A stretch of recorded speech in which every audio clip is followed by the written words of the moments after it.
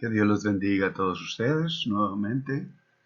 Nos reunimos a través de este video, pero como cristianos, como miembros del cuerpo de Cristo en general, por encima de todas nuestras tradiciones, por encima de todas nuestras denominaciones, entre comillas, nos une el hecho de que Dios nos ha dado en Cristo la posibilidad de estar en comunión con el Creador, cosa que nuestra mente no logra totalmente comprender, y por esta razón sabemos, como lo dice el libro de Apocalipsis, que nuestras oraciones son escuchadas por Dios y por lo tanto tenemos la obligación moral, espiritual, uno con otros como hermanos en Cristo, de estar apoyándonos todos en oración, orando unos por otros. Por eso es que el servicio de oración es muy importante. El servicio de la diaconía, diaconeo, el servicio de la oración. Yo les suplico que estemos en oración unos con otros. En este video, en esta ocasión, vamos a ver la reflexión de Lucas capítulo 10, versículos del 38 al 42, mientras que anteriormente vimos el texto en sí y la conexión de ese texto con el capítulo 10 e inclusive con toda en gran manera el tema de Lucas, en este caso de los versículos 38 al 42, Jesús visita a Marta y María. Se darán cuenta ustedes que no menciona a Lázaro porque esta es una familia diferente a la que en el libro El Evangelio de Juan, capítulo 11 y 12, menciona a otra Marta y a otra María.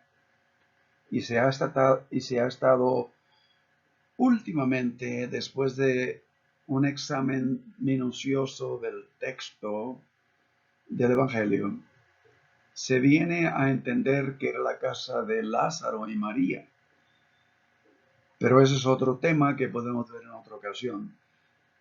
Ahora, en esta ocasión,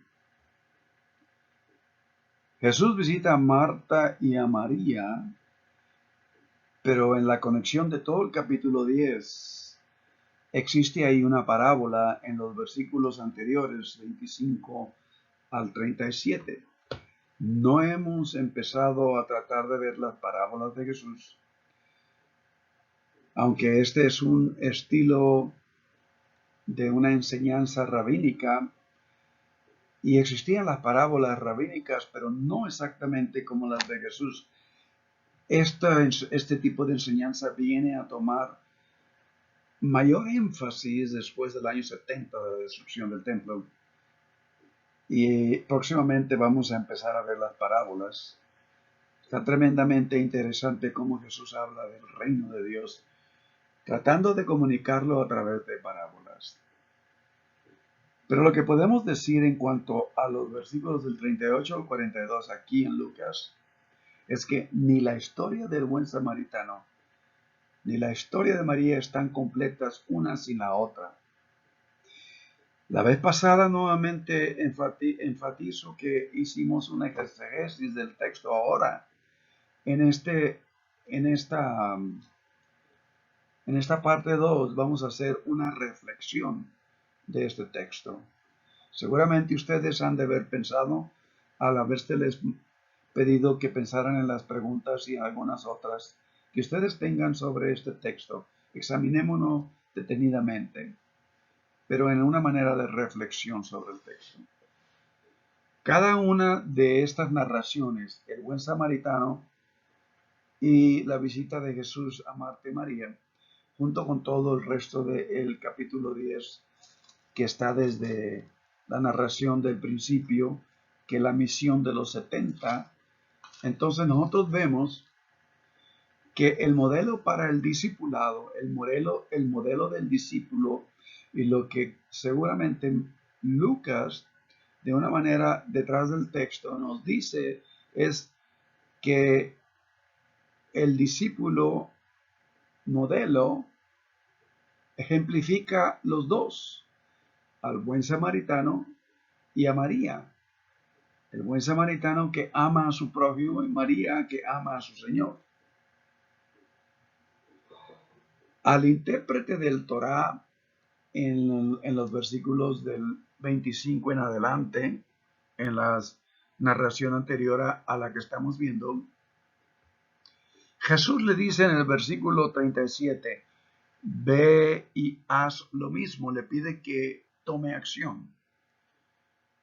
Pero en la narración del versículo 38 al 42 de su visita a Marta y María, aprueba a María por sentarse a escuchar. Y por esta razón, la vida de un discípulo requiere de ambos. El asunto es el discernimiento de la acción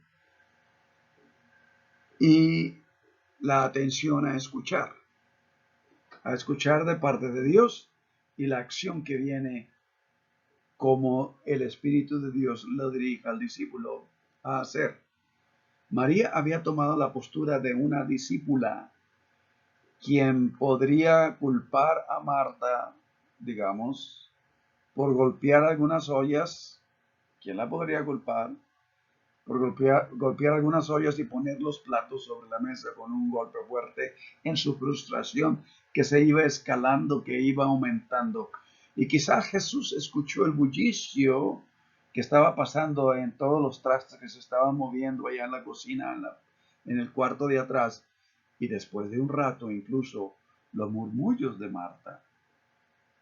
Era una de las que suprimía, de acuerdo al texto, sus sentimientos, sus emociones para mantenerlas ocultas, pero que cuando llegó el momento en que ya no la pudo contener, explota.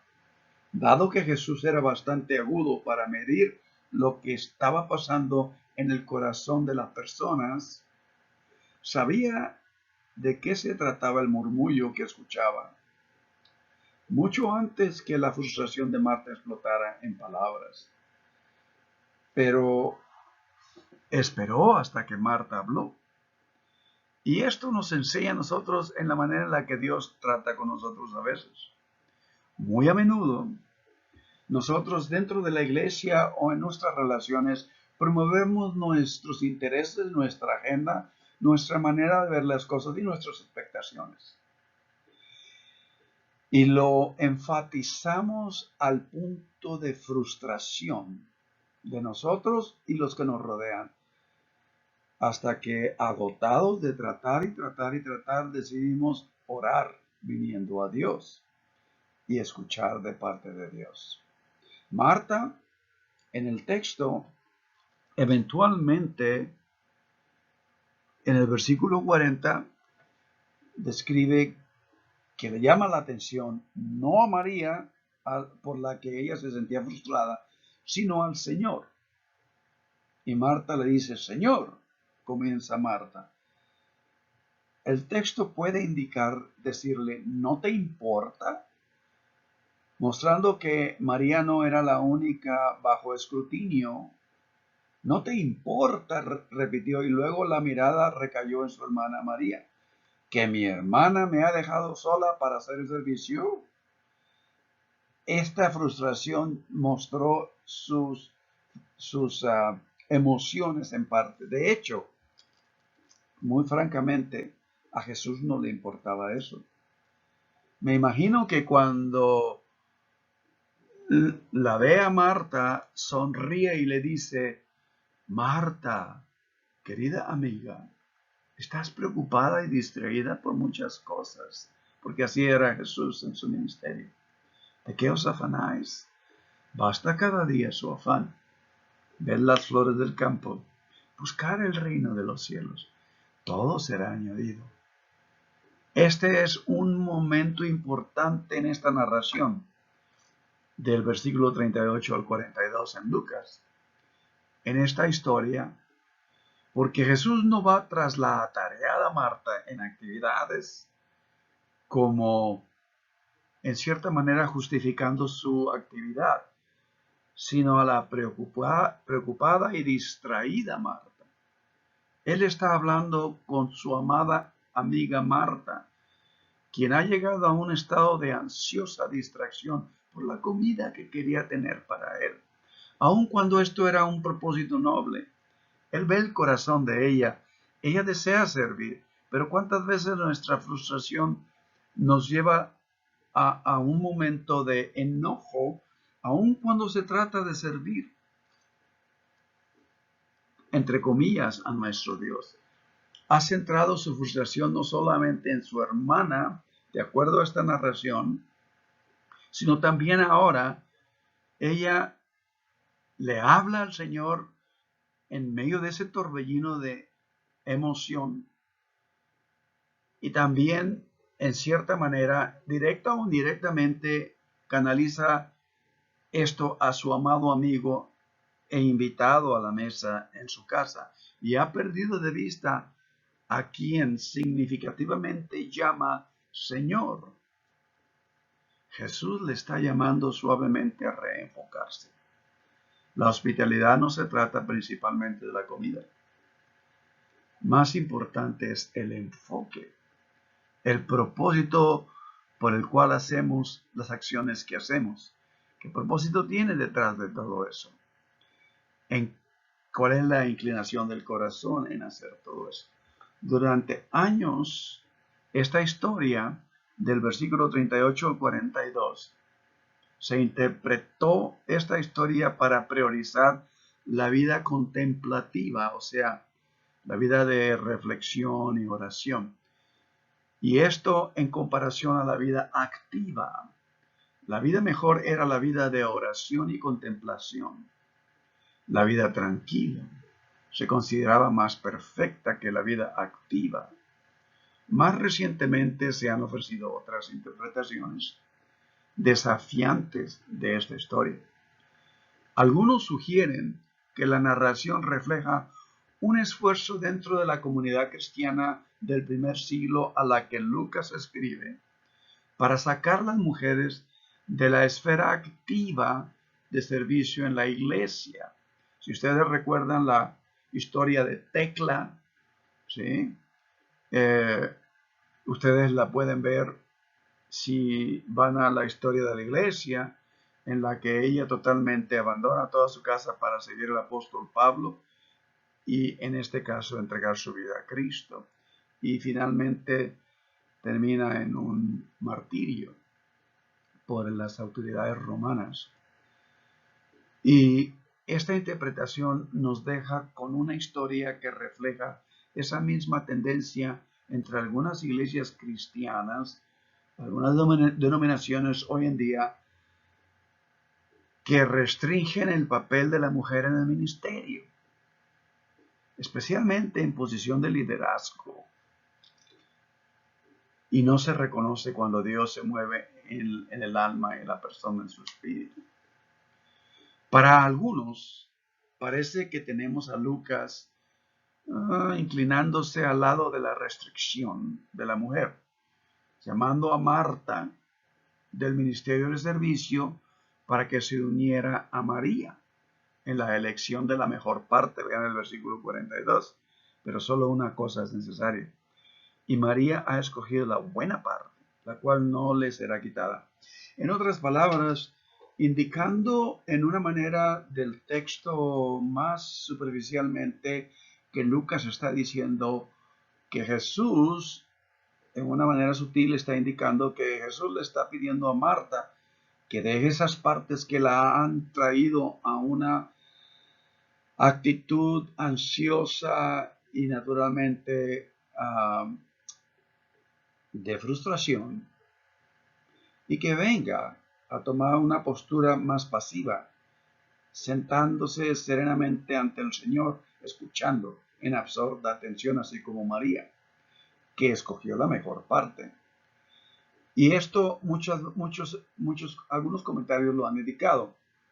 Pero esta interpretación sostiene tristemente que el Evangelio de Lucas no es un evangelio para mujeres, sino uno para mantener a las mujeres en su lugar, subordinadas a los varones, puesto que aparte de todo, quienes se sientan a la mesa son los varones. La mujer no se sentaba con los varones. se sentaba con las mujeres aparte. La mujer, en este caso, era entonces subordinada al varón en ese sentido.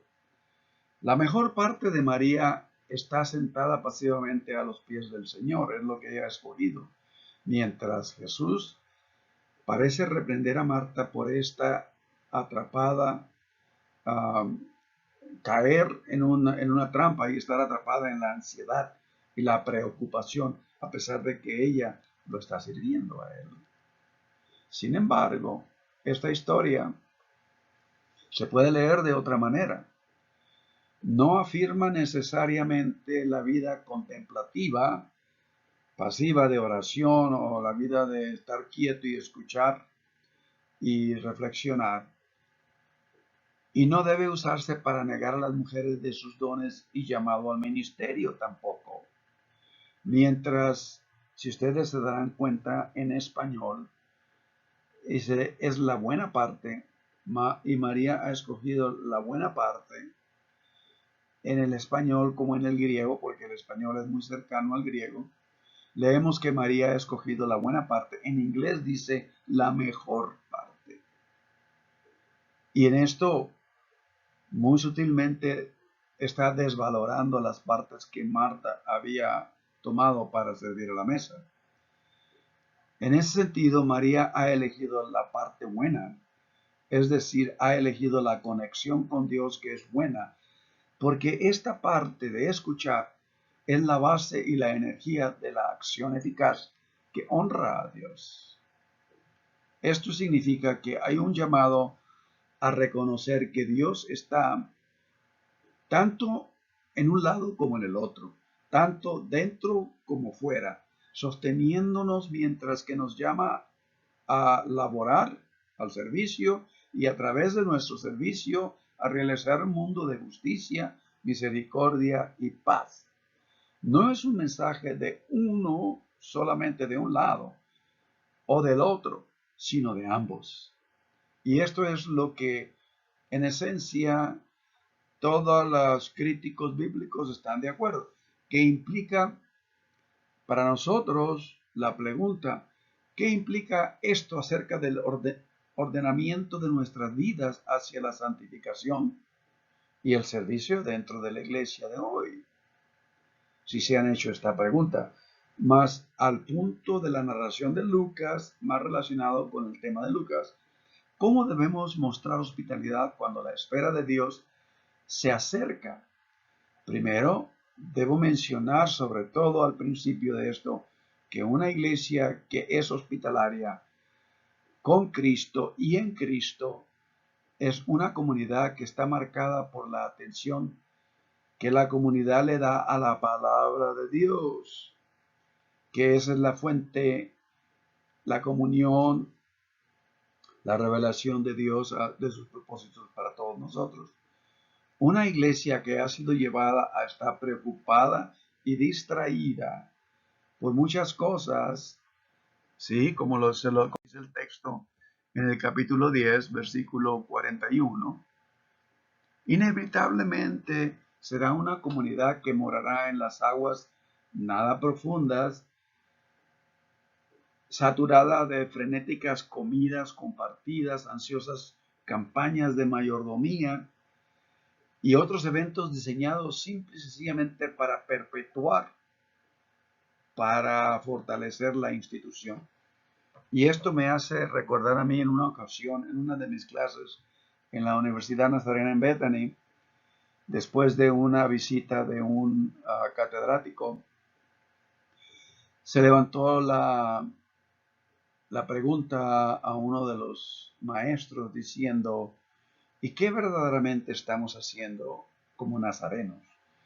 ¿Estamos produciendo nazarenos o estamos produciendo seguidores de Cristo?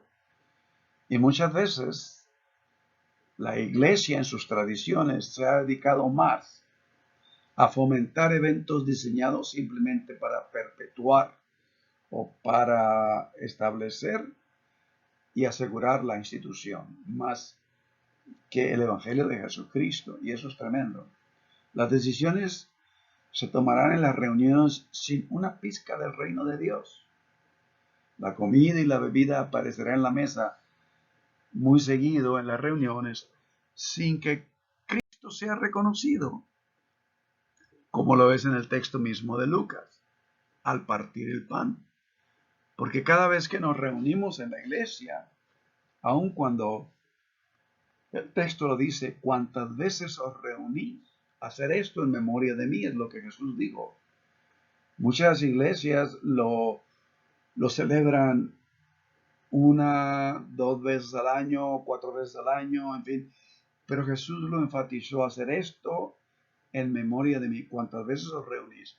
Puede que se aborden cuestiones sociales en las reuniones, pero se pierde el evangelio en los actos que participan de las actividades habituales.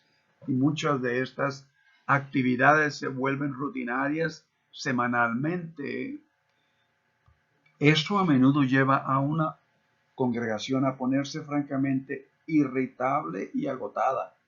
Una y otra vez, los miembros se van de la casa los domingos temprano en la mañana para reunirse en la iglesia y regresan desorientados y vacíos como cuando salieron por la puerta de su casa esa mañana, esperando encontrar un refrigerio espiritual en su reunión.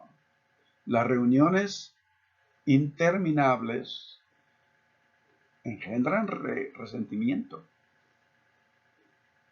en los cristianos, aun por más noble que tengan su corazón para servir a Dios, porque los asuntos de la iglesia se llevan a cabo sin ninguna edificante palabra del Dios a quien habían acordado servir. Por otro lado, cuando una congregación es conducida a permanecer, a colocarse y permanecer a los pies de Cristo, simbólicamente, en un entendimiento completo de, por ejemplo, leyendo la escritura juntos y preguntando por su significado, escuchando sermones sustantivos y luchando como Jacob por la bendición de Dios, estudiando y alimentando una fe que busca comprensión. Entonces, inclusive los detalles de la vida común empiezan a tener significado y a razonar junto con las buenas nuevas de Jesucristo. Porque en todo lugar se hace todo para la honra y gloria de Dios. Y esto es un refrigerio, es un fresco respirar en el Espíritu de Dios. Y de esta manera entonces entendemos a lo que Dios nos ha llamado. El servicio de Dios es tranquilo, es en paz. Jesús lo dijo, venid a mí todos los que estéis cargados, estresados, agotados,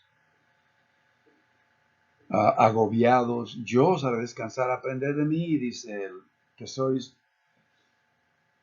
que soy humilde, manso y humilde. Y luego describe su vida, el estilo de su vida. Aprended de mí, mi yugo es fácil, mi carga es ligera. En otras palabras, si ustedes aprenden de mí, van a aprender un estilo de vida que no tiene que ser agobiante, demandante, lleno de estrés, sino tranquilo, aun cuando la sociedad nos los dicta que tenemos que andar corriendo, tenemos que hacer esto, aquello y lo demás, y hacer lo que el vecino está haciendo o hacer lo que la sociedad nos indica que tenemos que hacer para ser aprobados por los demás. Eso no puede ser si estamos en Cristo. Por lo tanto, ¿qué es lo que esta narración del versículo 38 al 42 nos dice acerca de los productivos de la cultura en la que Jesús vivió en el primer siglo y que podemos nosotros aplicar al nuestro? El poder de estas dos historias consiste no solo en que ejemplifican el gran mandamiento que el intérprete de la ley en el versículo 25, 26, 27, sino en la elección de los personajes que hace Jesús y sobre todo en el tema que Lucas nos presenta en el ministerio de Jesús. para ilustrar el amor al prójimo y el amor a Dios. Y estos son los modelos, ya los hemos mencionado, un samaritano en los versículos del 25 al 37 y una mujer en los versículos del 38 al 42, María. Entonces, los códigos y los límites sociales en el primer siglo, es muy evidente, eran claros, eran inflexibles. Un samaritano no sería considerado un modelo de buena vecindad y una mujer no se sentaría con hombres a los pies de un maestro. En otras palabras, Jesús voltea el mundo del primer siglo y de la sociedad y de su cultura, inclusive, de cabeza. A su manera, la conjunción, la conexión de la historia sobre el buen samaritano y la discípula expresa la protesta de Jesús contra las reglas y los límites establecidos por la cultura en que vivió. Y ustedes saben muy bien que por mucho tiempo los patrones culturales han oprimido a la mujer como también a las minorías. Acá en Estados Unidos, hablando de las minorías, si es que podemos usar el lenguaje, aunque el lenguaje es de imperio.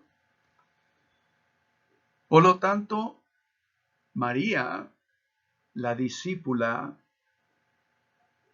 aparentemente estaba ansiosa por ser discípula, sentada como lo hizo a los pies de Jesús. Ella lo escogió, no pidió permiso ni nada, ella tomó ese lugar, lo apropió. Su alma encantada con las palabras del maestro y atesoraba en su corazón. Y no se sabe cuánto tiempo había estado cautivada cuando Marta llegó al límite de su tolerancia desinteresada e interrumpió para preguntar si a Jesús le importaba la injusticia que había causado su presencia como un huésped en su casa, excepto por la explosión verbal de Marta. Uno se imagina, si uno empieza a leer el capítulo 10 del principio, lo mismo pudo haber pasado en innumerables casas. Cuando los 70, en el principio del capítulo 10, Jesús envía a los 70 a predicar el reino, se dispusieron a proclamar el evangelio. En la primera escena de Lucas 10, algunos deben haberse reunido para escuchar lo que los discípulos tenían que decir, mientras otros se ocupaban del servicio de la mesa. O sea, esta escena pudo haberse repetido tantas veces como los 70 entraron a algún hogar, entraron a una casa. Así sucede en la mayoría de los hogares. Esa es digamos, la actividad natural que toma lugar en la casa. Incluso, en este caso, en el hogar de la fe, en la iglesia. Algunos están destinados a vivir su discipulado en los detalles de la vida común. Pero todo para Cristo. Preparar comidas, contar el dinero, las ofrendas, cuidar a los confinados en casa, organizar la ayuda a los pobres. Otros son discípulos al servicio de la palabra. Estudio y oración, adoración y predicación, evangelización y enseñanza. Pero de todas maneras, en esta ocasión del primer siglo, lo que Jesús estaba enseñando era totalmente revolucionario para su época. A medida que estas historias se desarrollan viendo y escuchando como metáforas de la actividad del reino de Dios, las historias gemelas de El Buen Samaritano y la historia de Marta y María también exponen la injusticia de las barreras sociales que categorizan a la gente, restringen y oprimen a la población, a varios grupos, inclusive en cualquier sociedad, ya sean samaritanos en el tiempo de Jesús, como mujeres a través de siglos y siglos de cultura que victimiza a los que no tienen voz. Amar a Dios con todo corazón y al prójimo, que es lo que se muestra en el capítulo 10, versículo del mismo capítulo 10, en el versículo 27, como lo respondió el intérprete de la ley: amarás a Dios de todo tu corazón, ahí dice, con todo tu corazón, con toda tu alma y con todas tus fuerzas y con toda tu mente, y a tu prójimo como a ti mismo. En esencia, el amar a Dios con todo el corazón y al prójimo como a uno mismo significaba entonces, y ahora en nuestros días, que a menudo hay que rechazar las reglas de la sociedad en favor de los códigos del reino, de los códigos de la esfera de Dios. Una sociedad sin distinciones ni fronteras entre sus miembros. Y esto es exactamente el texto de Pablo, que es uno de los primeros textos bíblicos que aparece en Gálatas, capítulo 3, versículo 28. Y esto es revolucionario para el tiempo de Pablo, revolucionario para el tiempo de Jesús, porque Jesús no está hablando cómo el mundo entiende la dinámica de sus miembros de la sociedad, sino cómo Dios ve las cosas. No hay judío ni griego, no hay esclavo ni libre, no hay varón ni mujer, porque todos nosotros somos uno en Cristo Jesús. ¿Se dan cuenta? Esto todavía no llegamos a entender aún en el siglo XXI. Por lo tanto, las reglas de esta sociedad son solo dos. La sociedad del reino de Dios, la sociedad que la iglesia debe de practicar y se debe de establecer, son solo dos: amar a Dios y amar a su prójimo. Pero estas reglas son tan radicalmente diferentes de la sociedad en la que vivimos, en la que, de acuerdo con ellas, invariablemente, en el llamado a vivir el reino de Dios, nos llama a ignorar todo lo demás, romper las reglas y seguir el ejemplo de Cristo, que libera, que autentifica y afirma lo que es digno. El reto envuelto en esta yuxtaposición, en esta conexión del pensamiento y la acción, representado en la narración del buen samaritano y María escuchando a los pies de Jesús. El reto de esta conexión, palabra y obra, exige una vigilancia perseverante por parte de todos los cristianos serios en su dedicación a Cristo y a promover los principios de la palabra de Dios. Lo que se necesita es sensibilidad para reconocer los momentos en que vivimos. ¿Cuándo es Marta? ¿Cuándo es María?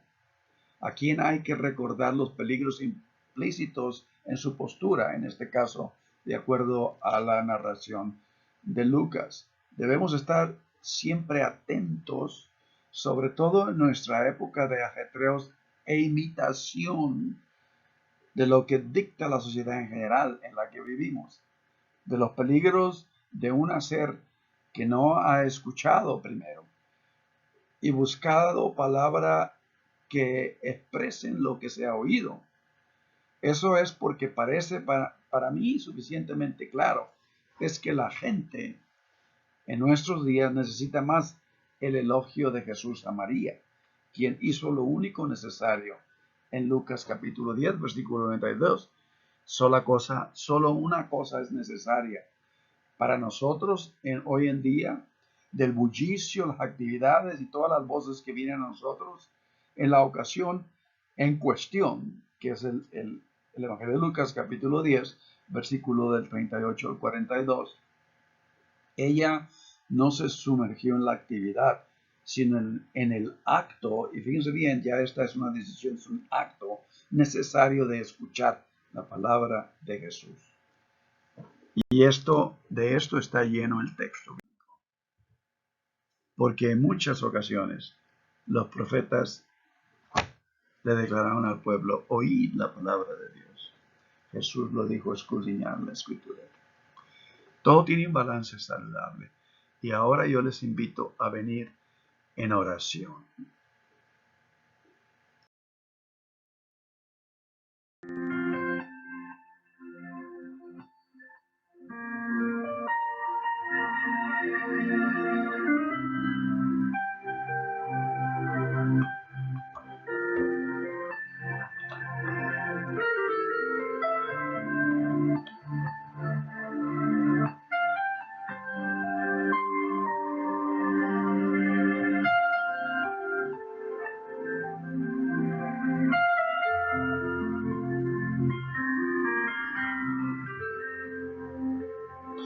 Dios misericordioso, tú que te revelaste a este mundo en medio de las tinieblas, en medio del caos, permítenos verte, oh Dios, permítenos entenderte y sobre todo, danos la humildad para aceptar que nunca vamos a conocerte en toda plenitud en esta jornada terrenal.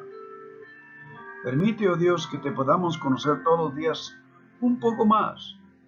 Sobre todo, llena nuestros corazones de humildad para que siempre podamos reconocer que únicamente te podemos conocerte en aproximaciones. Llena nuestro corazón de tu amor y tu compasión, porque únicamente amándote a ti y a nuestro prójimo, venimos a conocerte plenamente. Gracias, Señor, en el nombre de Cristo Jesús. Espíritu Divino, recibe la oración amorosa de nuestro corazón y no nos permitas nunca que nada ocupe el lugar que es tuyo por derecho propio, por ser tu creación y que es tuyo por tu gran amor que nos has mostrado. Aquí te damos a ti toda la gloria, la honra y toda nuestra vida hoy siempre. Danos oído para escuchar inteligentemente con el propósito de obedecer. Tú eres toda gracia, tú eres todo amor, ya sea en templos grandiosos llenos de color, en la pequeña capilla o en la cálida hoguera de nuestro hogar. Es ahí en donde venimos y adoramos y rendimos todo nuestro honor a ti y escuchamos de ti. Oh Divino Espíritu, que pueda todos y cada uno de nosotros adorarte donde quiera que nos encontremos, con discernimiento pleno, en la sabiduría de tu Espíritu. Enséñanos, oh Dios, a escuchar. Enséñanos, oh Dios, a actuar, porque aún estamos aprendiendo. Gracias, oh Dios, en Cristo Jesús.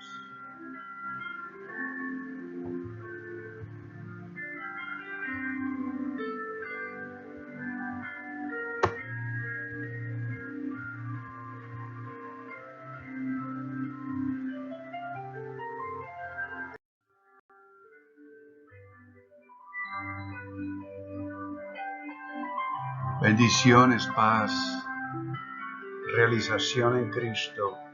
Es nuestra oración para todos. Les pedimos también el apoyo de sus oraciones y que Dios les bendiga y estaremos próximamente unidos a través de estos videos. Que Dios les bendiga inmensamente en Cristo. Reciban todo nuestro amor. Amén.